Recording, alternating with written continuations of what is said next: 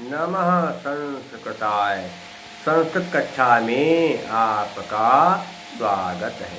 मैं प्रतीत Ram, assistant professor, Shri Gandhi महाविद्यालय, सिधौली, सीतापुर।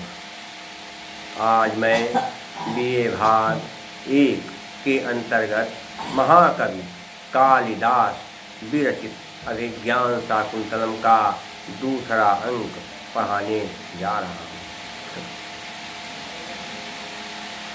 राजा दुष्यंत और माधव की बातचीत चल रही थी। दोनों लोग आपस में बातें कर रहे थे और शकुंतला के विषय में ही दोनों बातें कर रहे थे। राजा कह रहा था कि मैं अब शकुंतला से प्यार करने लगा हूँ।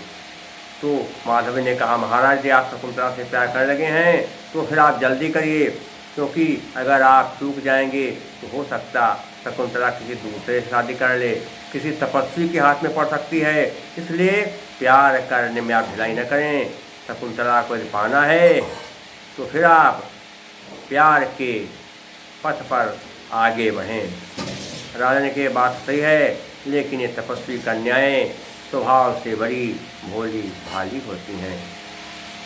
ये जो है बहुत ही सीधी सादी होती हैं। लगता है यदि मैं प्यार के रास्ते पर चलूं तो ये शकुंतला मुझे आसानी से मिल सकती है। राजा अपने मित्र माधव से कहने कि हे मित्र, अभिमुखे मयि सहत मीक्षितं हसितमन्यनिमित्ति कृतोदयं विनयवारित्यवृत्तिरतस्तया न विव्रतो मदनो न च संवृतः। अभिमुखे, सामने आने पर, सामने मुख करने पर, मैं मेरे सहतम ईश्वर हटा देती थी। ईश्वर मैंने कहते निगाह दृष्टि, मेरे सामने आने पर वह अपनी निगाह हटा ले, मेरे सामने आने पर वह शकुंतला अपनी निगाह को उधर से हटा लेती थी। हसितम अन्य, और हंस देती थी। अन्य निमित्तिम, अन्य कारण को लेकर के, अन्य निमित्तम मैंने अन्य कारण को लेकर के, कृतोदयम उसको अन्य कारण को लेकर के वह हंस देती थी।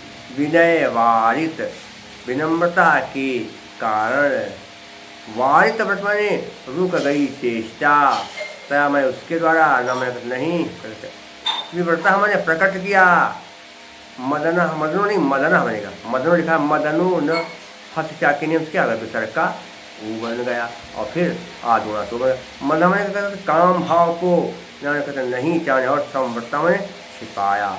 मेरे द्वारा उसके सामने जाने पर, अर्थात जब मैं उसके सामने जाती हूँ तो वह शर्म के मारे नज़रें उधर से हटा लेती है, और यदि मैं उससे कुछ पूछता हूँ तो अन्य कोई कारण बता करके, कोई बहानेबाजी करके, हंस करके सारी बातें टाल देती है। वो अत्यधिक विनम्र है और विनम्रता के कारण ही उसने ना तो काम भावना को प्रकट किया है और ना ही काम भावना को छिपाया है।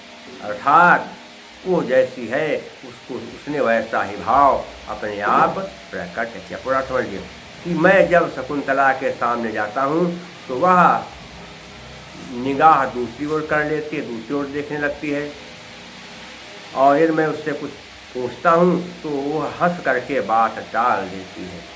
लेकिन वो अत्यधिक विनम्र है, सदाचार युक्त है, इसलिए उसने अपनी काम भावना को ना तो प्रकट किया है और ना ही छिपाया है। कृतोदयम, कृत धनुदयम, आधुना से उका वो बन गया।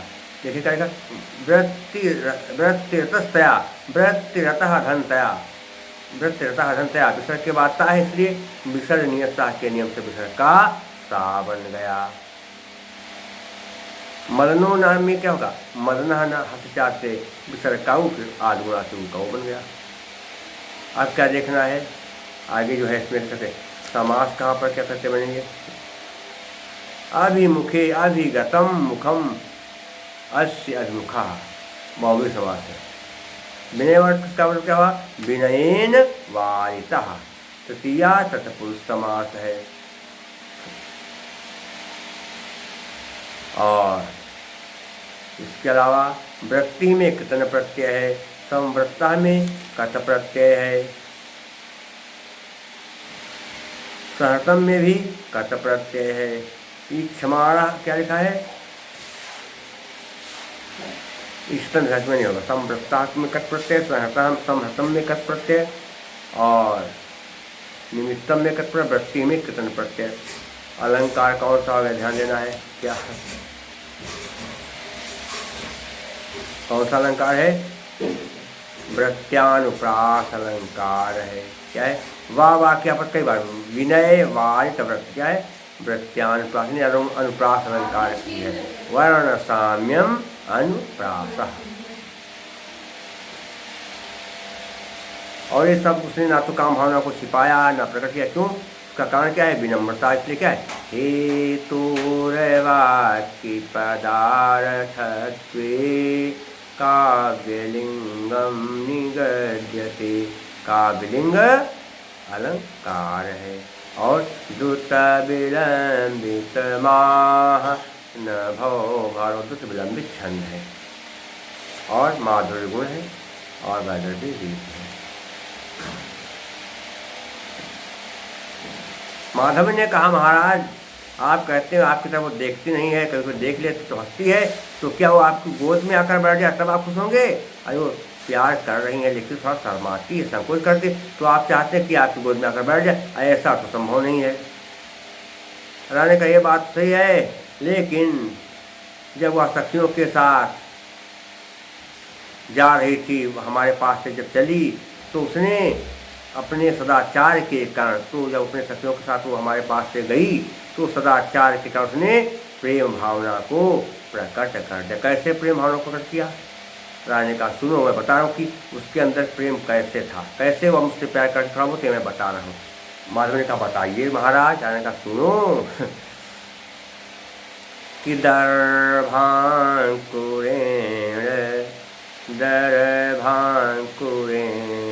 चरणः क्षत इति काण्डे तन्वी स्थिता कतिचिदेव पदानि गत्वा आसीस विवृतवदना च विमोचयन्ति शाखासु वल्कलं सप्तमपि धूमाणां। दर्भांकुर में, दर में कुश, अंकुर में अंकुश से, नोक से, कुश की नोक से चरण मैंने पैर पाँव क्षण में घायल हो गया। इसमें कहते हैं इसलिए ऐसा हो जाने पर अकांडे कहते अचानक। शकुंतला जा रही थी, अचानक उसकी नोक उसके पाँव में गड़ गई, इससे उसका पाँव घायल हो गया। तो तन्वी कहते स्थिता, क्या है कि तन्वी स्थिता। तन्वी मैंने कहता है दुबले पतली, दुबली पतली।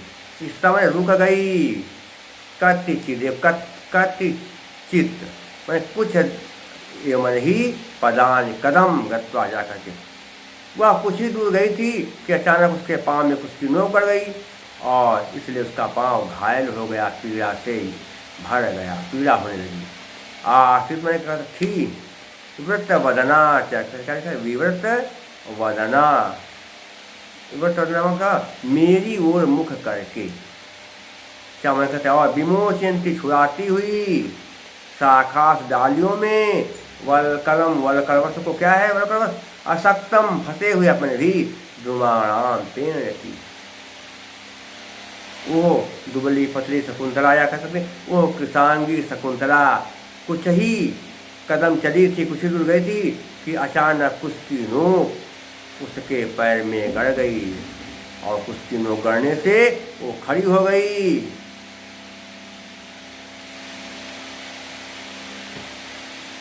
और इस स्थिति में शाखाओं में, पेड़ की शाखाओं में न उलझे हुए वस्त्र को भी छुड़ाती हुई मेरे ओर मुख करके खड़ी हो गई। अर्थात शकुंतला आगे बढ़ी और जब कहते आगे बढ़ी तो ऐसी स्थिति में उसके पाँव में उसकी नोक गड़ गई, उसका पाँव घायल हो गया।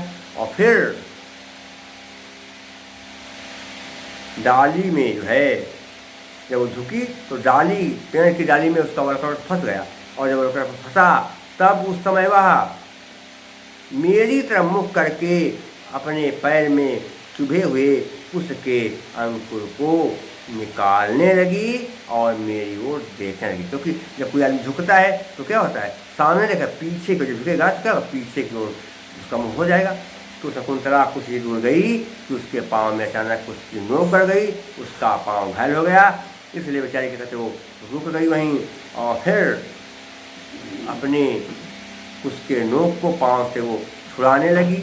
और उस स्थिति में उसका वलकड़ वस्त्र पेड़ की डाली में फंस गया, लेकिन फिर भी वह मेरी ओर मुख करके खड़ी रही, या मेरे ओर मुख करके वह झुकी रही, ऐसा राजा ने कहा। तो कहा लगा इसका मतलब वो तो उसका बहाना था कि नोक छुड़ाने का उसकी नोक को, लेकिन उसके माध्यम से वो मेरी ओर देखती रही, इसका मतलब कुछ वो मुझसे प्यार करने लगी। ये राजा ने कहा। देखिए, दर्भांकुर दर्भधन अंकुरेण दर्भांकुरेण अतः सवर्णे दीर्घा इत्य कांड में इत्य धन अकांडे, ई के बाद आ इसलिए इक्वल्स हो गई। और क्या है देखिएगा, समास का है कि दर्भांकुर किसका अंकुर है, उसका, तो दर्भस्य अंकुरेण षष्ठी तत्पुरुष समास। विवर्तवदना में विवर्तवदना यस्याः सा बहुव्रीहि समास। विमोचयन्ति में कृत प्रत्यय है, गत्वा में कत प्रत्यय है, स्थिता में कत और टाप दोनों है। क्यों मेरे मुख करके जो है उसको छुड़ाती रही, ये जो है बहुत देर तक मेरे मुख किया रही और उसकी नोक को निकालती रही, इसलिए स्वाभाविक अलंकार। क्योंकि हमेशा व्यक्ति ऐसे करता है, इसलिए क्या है, स्वाभाविक अलंकार है। स्वाभावोक्तिस्तु डिम्भादे स्वक्रियारूपवर्णनम्। और वसंत तिलका छंद क्या, उक्ता वसंत तिलका सभजा जगोगा, तगण भगण और दो जगण अंत में गुरु हो, वहाँ क्या तगण, वसंत तिलका छंद। और इसके अलावा प्रसाद गुण वैदर्भी रीति है। विदूषक ने कहा, माधव ने कहा, महाराज आप जाइए वहाँ मिलिए तो उन लड़कियों से, शकुंतला से। राजा हम कैसे मिलें, उसने, माधव ने कहा महाराज एक उपाय है, कहीं बताओ उपाय क्या है। माधव ने कहा महाराज आप लोग सबसे कर लेते हैं, आप कर मांगने के बहाने आश्रम में जाइए, आप कर मांगने के बहाने आश्रम में जाइए और वहाँ पर आप उन तपस्वियों से बात करिए, उन तपस्विनियों से बात करिए और शकुंतला से भी बातचीत करिए, आपको बढ़िया अवसर मिल जाएगा। राजा ने हम कहा कि हम क्या कहें, कैसे मांगें कर, क्योंकि ये लोग तो बिना मांगे ही हमको कर देते हैं। राजा ने कहा ये तपस्वी जो हैं हमको बिना मांगे ही कर देते हैं। कैसे, यदुतिष्ठति वर्णेभ्यो यदुतिष्ठति वर्णेभ्यो नृपाणां शैतदधनं तपः षड्भागमध्यं ददात्यरण्यकाहिनः। यत् मैंने जो तिष्ठति उत्तिष्ठति माने प्राप्त होता है, जो प्राप्त क्या, वर्णेभ्यो वर्णों से, किसको, नृपाणां राजा को, राजाओं को, क्षय मैंने नाशवान है, तत्व नहीं, तत्व माने वाह, धनम धन, तत् धन धनम बन गया, तत् धनम झलाम सुनते संध्या है, वर्णेभ्यो नहीं वर्णेभ्या नृपाणां हस्यास्य विसर्ग का वो बना, फिर आर गुणा से वो बन गया। तो क्या है, चारों वर्णों से राजाओं को जो धन कर के रूप में मिलता है वो धन नाशवान है।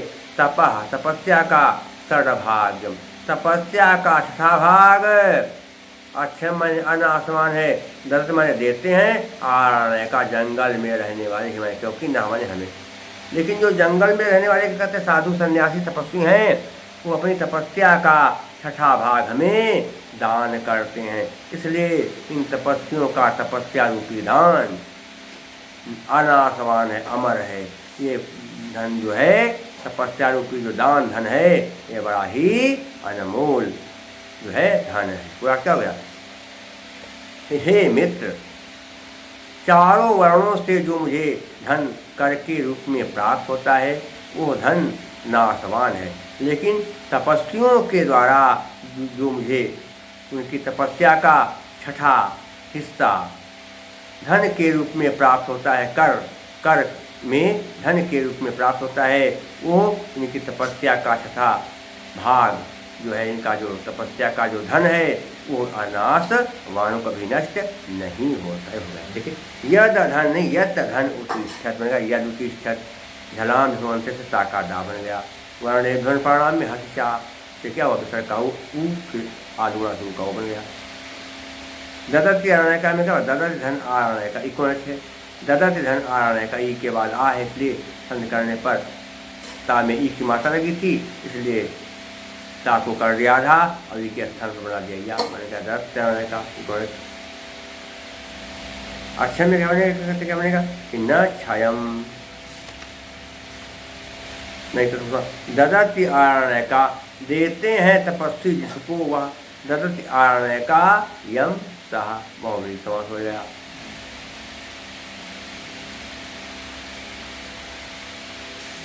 इसके अलावा क्या देखना इसमें, कहाँ पर क्या है?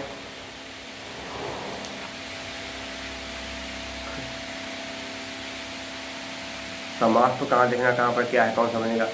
वर्ण घई प्रत्यय हो जाएगा, और दत्त में क्या होता है? टिप प्रत्यय होगा। क्या? टिप प्रत्यय। तपा में घई प्रत्यय, और अलंकार कौन सा हो जाएगा देखना है। व्यतिरेक अलंकार है, यहाँ पर उपमान से उपमेय को बड़ा बताया जाए, वहाँ पर व्यतिरेक अलंकार। तपस्वियों के धन से उन्हें वर्णों के धन से तपस्वियों का धन बड़ा है, इसलिए क्या होगा? व्यतिरेक अलंकार। उपमानाद्यन्यस्य व्यतिरेकः स एव सः, और अनुष्टुप छंद है क्या? श्लोके षष्ठं गुरुगेयं सरव्रत लघु पंचमं सिद्धिचतुष्पादयोरहस्वं सप्तमं दीर्घमन्यो। जिस श्लोक के प्रत्येक चरण में पांचवा अक्षर लघु और छठा अक्षर गुरु हो, दूसरे और चौथे चरण में सातवां अक्षर ह्रस्व हो, और पहले चरण में पहले तीसरे चरण में सातवां अक्षर दीर्घ हो, वहाँ पर अनुष्टुप छंद होता है। तो साधुण है क्योंकि आपको जो पढ़ रहे हैं सुन रहे हैं उसको समझ में आ रहा है। वह भी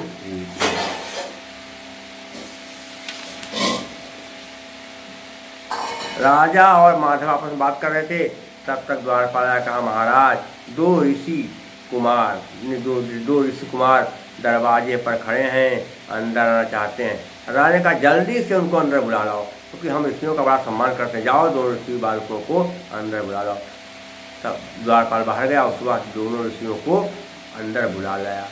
दोनों ऋषि आ गए और राजा को उन्होंने देखा। एक ऋषि राजा को देख करके राजा के बारे में, प्रथम ऋषि जो था वो राजा को देख करके राजा के विषय में विचार करने लगा कि महाराज जो हैं बड़े ही अद्भुत हैं। क्या देखिए, अध्याक्रांता वसतिरमुना अप्याश्रमी सर्वभोगे रक्षायोगादयमपि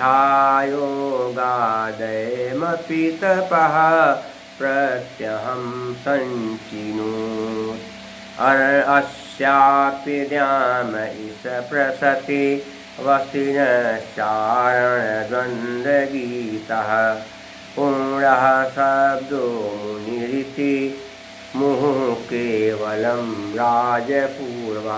अध्याक्रांता मने करते हैं, वसति रहते हुए, अमुना माने कहते हैं, अमुना माने यह, अथ माने भी आश्रम, आश्रम।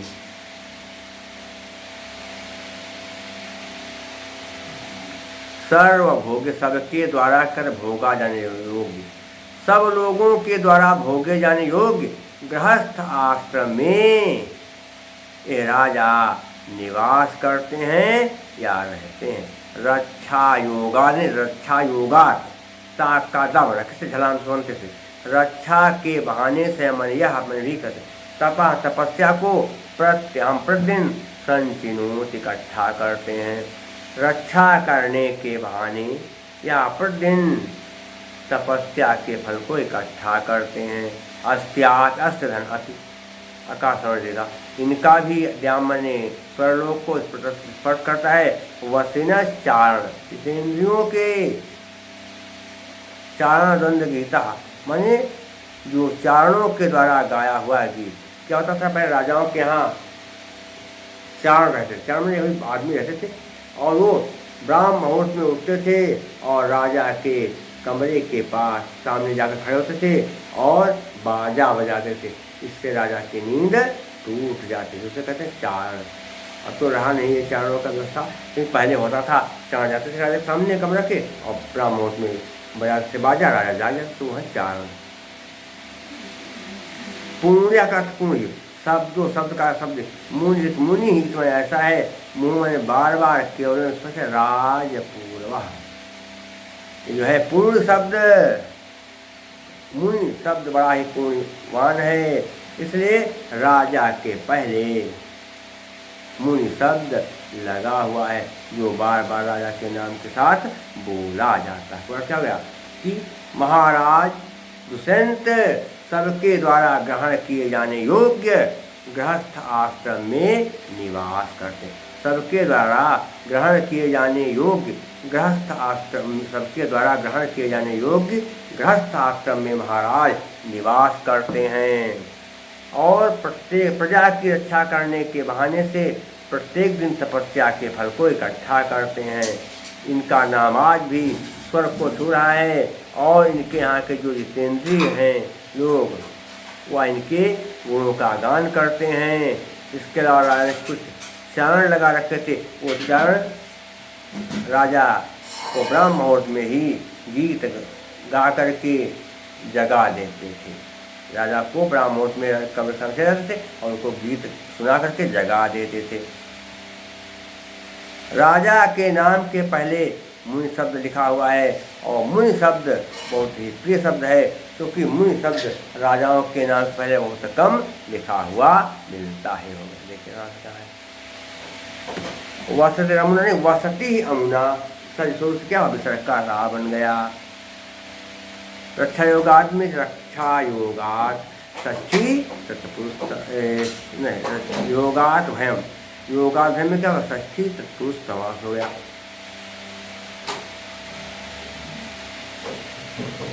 प्रत्यय कहाँ देखना है। भोज्य में क्या है भोग्य लिखा है। भोग्य में क्या होगा अणत प्रत्यय है और योगा में घय प्रत्यय है। और इसके अलावा प्रत्याम में अहम अहम प्रति अब बेभाव समास हो जाएगा। और इसके अलावा चारणानाम द्वंद्व किताब क्या बने चारण द्वंद्व किताब में चारणानाम द्वंद्व गीता षष्ठी तत्पुरुष समास। और प्रत्यय कहाँ देखना है कहाँ पर क्या बनेगी कैसे प्रत्यय बनेगी। क्या लिखा है तपा में घय प्रत्यय और भोग्य में क्या होगा भोग्य में जो है अण्यर्थ प्रत्यय कौन सा अण्यर्थ प्रत्यय होगा भोग्य में। और इसके अलावा आप में आप लिखा हुआ है देखिए स्पष्ट अप्यास में आप में आ धन क्रम धन कर्त हो गया अलंकार वो प्रत्यय। वस्त्र में वस धन अति ऐसा लिखे कोई खास नहीं है इसमें। अलंकार कौन सा है लिखना है व्यतिरेक अलंकार है। तपस्वियों के धन को गृहस्थों के धन से बड़ा होता है जैसे क्या व्यतिरेक अलंकार उपमान्यादस्य व्यतिरेकः एव उपमानादन्यस्य व्यतिरेकः स एव सा। यहाँ पर उपमेय को उपमान से बड़ा बताया जाए, वहाँ पर व्यतिरेक अलंकार होता है। प्रसाद गुण है क्या? चित्तम व्यापनोति क्षिप्रं सुसकन्धेन मिवानलः सप्रसादः समस्तेषु रसेषु रचनाशिषा। जो बात सुनते या पढ़ते ही सुन मन बैठ जाए, जो रस हो, वहाँ पर कौन सा जो है गुण होगा? प्रसाद गुण। और वैदर्भी रीत है। यहाँ पर समास का भाव है बहुत कम, समास यहाँ पर देखें समास बहुत कम मिले, समास का भाव नहीं कम है समास, इसलिए क्या होगा? वैदर्भी माधुर्य व्यंजक वर्णय रचना ललितात्मका अवृत्तिरल्पविष्टिरवा वैदर्भीरीतिरीच्यते। वैदर्भी रीत है और इसके अलावा प्रसाद गुण है, वैदर्भी रीति है, भारती वृत्ति है। शेष मैं आपको अगले अंक में बताऊंगा। और आप मुझसे अगर संपर्क करना चाहें तो मेरा मोबाइल नंबर है 798 558 73 39 और मेरा व्हाट्सएप नंबर है 97 93 03 47 ये सब क्या हो गया? मेरा नंबर है। और इसके अलावा कोई समस्या हो तो मेरे नंबर से संपर्क कर लीजिएगा, जिससे आप समस्या का मैं समाधान कर सकूं। और अब इसके बाद कुछ नहीं बचता है, तब तक के लिए नमः संस्कृताय।